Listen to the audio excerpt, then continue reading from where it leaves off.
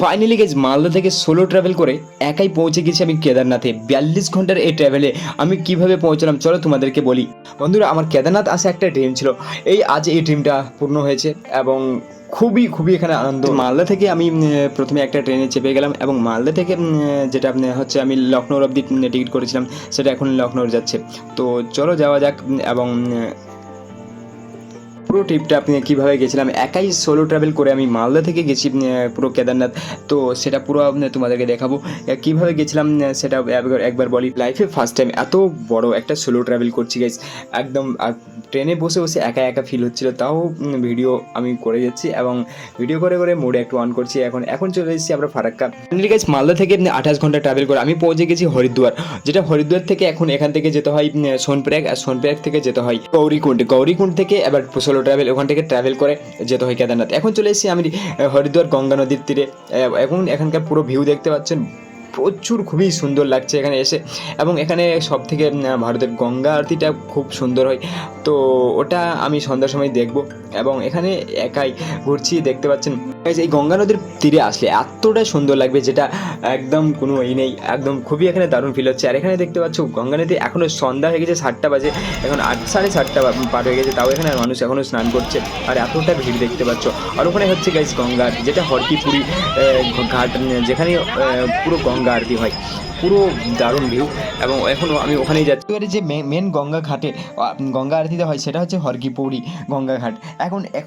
এখন প্রচুর ভিড় গাইস, যাওয়া যাবে না, প্রচুর ভিড় একদম। আর আমি এখান থেকে তোমাদের দেখাচ্ছি, পুরো দেখতে পাচ্ছ গঙ্গা আরতি, আর ওখানে পুরো ভিড় একদম জমে আছে। হরিদ্বার আসলে অবশ্যই গঙ্গা আরতিতে দেখবে।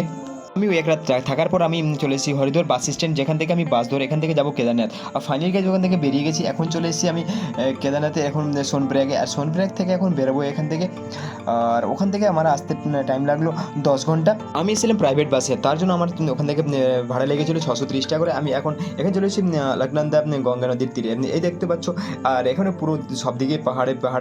আর এখানে এসে আমি একটা ফ্রেন্ড পেয়েছি, এখানে দেখছো, এর নাম হচ্ছে কানাক, এবং এর সাথে আমি পুরো যাবো এখান থেকে কেদারনাথ। তো ফাইনালি গাইজ এখন সোনপ্রয়াগ থেকে আমরা বেরোবো কেদারনাথের উদ্দেশ্যে। সোনপ্রয়াগ থেকে আপনি এখান থেকে বোলেরো পাওয়া যায়, এখান থেকে ভাড়া নিয়ে যাবে 50 টাকা, আর আপনাকে এখান থেকে ছাড়বে আপনি গৌরীকুণ্ডে। আর তো ফাইনালি গাইজ গৌরীকুণ্ডে এসে আমি 1 নাইট থাকলাম। এখানে ডোমেট্রি নেবে 350 টাকা করে পড়বে। আর এখানে থেকে আমি সকালে বেরিয়ে গেছি, এখান থেকে ট্র্যাক শুরু হয়ে গেছে, আর এখান থেকে পুরো বৃষ্টি হচ্ছে সকাল সেই বৃষ্টিতে আমি রেনকোট পরে বেরিয়ে গেছি। এগুলো রেনকোট নিলে 100 টাকা করে পড়বে, আর সেটাই পরে আমি এখান থেকে বেরিয়ে গেছি। আর এখান থেকে যেটা ট্রাভেল করতে লাগবে এখান থেকে প্রায় 20 কিলোমিটার। তো চলো কেদারনাথের জন্য বেরিয়ে যাওয়া যাক। আর রাস্তায় অনেক কিছু দেখতে পাওয়া যাবে। দেখো ও গাইজ, কি ঝর্ণা!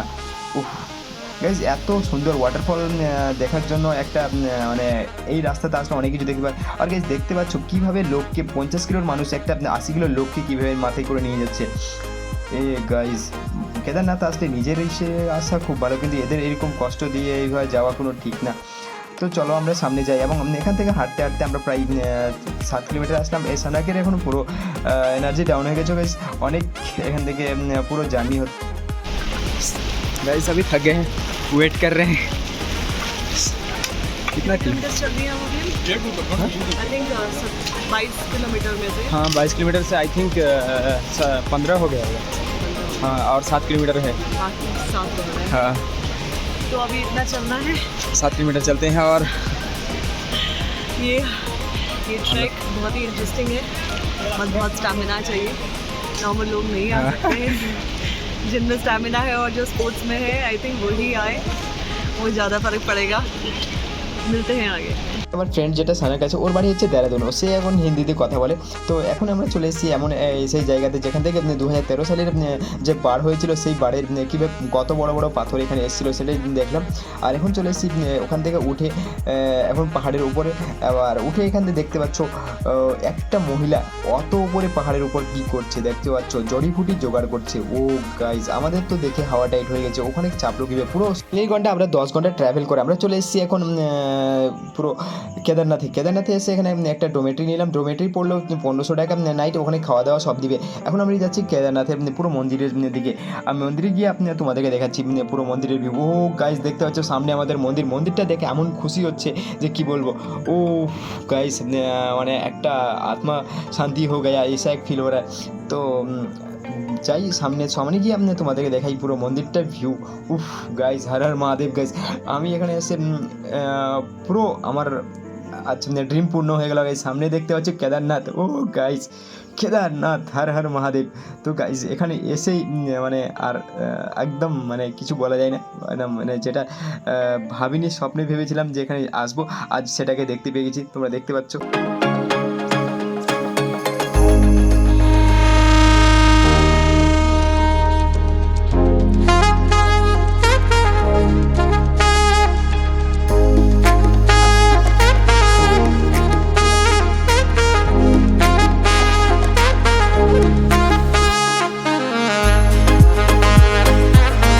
এটা দেখতে পাচ্ছ, এটা হচ্ছে কেদারনাথের পেছনের ভিউ, যেখান থেকে 2013 সালে যেটা বাড় এসেছিলো, যেটাতে অনেক লোক মারা গেছিলো এবং অনেক ক্ষয়ক্ষতি হয়েছিল সেটাই। এবং আর এখানে মন্দিরের পেছনে একটা যেটা পাথর রয়েছে যেটাকে ভীমশিলা পর্বত বলে, এবং সেই পর্বতটা এই মন্দিরটাকে বাঁচিয়েছিল।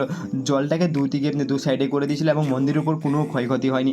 দেখতে পাচ্ছ এই পাথরটাই হচ্ছে ভীমশিলা পর্বত যেটাকে বলে। এবং এখন আমি মন্দিরের সামনে, ঠিক এখনও পুরো এখানে ঠান্ডা লাগছে, আর পুরো আমি সোয়েটার পরে নিয়েছি, তাও এখানে ঠান্ডা প্রচুর, আমার হাত কাজ করছে না। হালকা বৃষ্টি হচ্ছে, তাও এখানে খুবই ভালো লাগছে, শান্তি একদম গাইস, কি বলতে পারছি না, মানে এতটাই খুব ভালো লাগছে। আর উপরে দেখতে পাচ্ছ কৈলাস পর্বত, যেটা দেখে ও গাইস এখানে সামনে কাছে কেদারনাথ মন্দির, পেছনে কৈলাস পর্বত, দুটাই দেখতে পেয়ে গেলাম গাইস। আমার তো আছে, ধন্য হয়ে গেলাম, যেটা সবাই দেখতে পায় না। এখন শুরু হয়ে গেছে সন্ধ্যা আরতি, যেটা এখন আমরা দেখছি। আর এখানে অনেক লোকের ভিড় হয়ে গেছে, দেখতে পাচ্ছ আরতি। আর দুটাই পেছনে কৈলাস পর্বত ছিল, দুটাই দেখার জন্য মনে অনেক মানুষের ভিড় হয়ে গেছে। তো ফাইনালি এখন কি বলবো গাইজ, এতটাই সুন্দর লাগছে এখানে এসে। আজ মানে ট্রাভেল তো কিছু বোঝা যাচ্ছে না। তো এখানে দেখতে পাচ্ছ গাইজ, কি বলবো, এখানে এসে মানে যেটা ফিল হচ্ছে না, মানে একবার আসবো তো আপনার বারবার আসার ইচ্ছা করবে। কিন্তু ট্র্যাকটা আছে, ট্র্যাক করতে যেটা লাগছে এত ডেঞ্জারাস, এত হাই উঁচুতে গাইজ, মানে আসতে অনেক টাইম লাগলো, খুবই মানে ক্লান্ত হয়ে গেছে এখানে আসতে। তো কোনো ব্যাপার নাই, এখানে এসে তোমার ক্লান্ত সব দূর হয়ে যাবে। এখানে ভোলেনাথের যেটা দর্শনটা পাবে, গাইজ পুরো শান্তি একদম, মানে শান্তি, মানে কি বলবো, কিছু বলে বোঝাতে পারছি না। এখন এই আরতি শুরু হয়েছে, আরতিটা দেখতে পাচ্ছ তোমরা। ওখান থেকে চলে এসেছি এবং পুরো দারুণ লাগলো ওখানকার ফিল। আর পুরো ওখান থেকে আসতে আমার 40 ঘন্টা লাগলো, আর যেতে 42 ঘন্টা টাইম লাগলো। পুরো মালদা থেকে আমি ট্রাভেল করলাম, এবং ওখান থেকে আর এখানে আসতে পুরো এত ঘন্টা।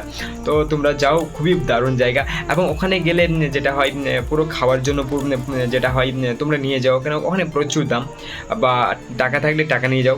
আর হচ্ছে ওখানে যেটা মেন হচ্ছে ট্রাভেল করা। তো যদি কোনো শ্বাসকষ্ট বা কিছু না প্রবলেম থাকলে এভাবে যেও, যেন কোনো প্রবলেম থাকলে একদম ওখানে যাবে না। প্রচুর একদম ওপরে গিয়ে হার্টবিটটা আমারও বেড়ে গেছিলো।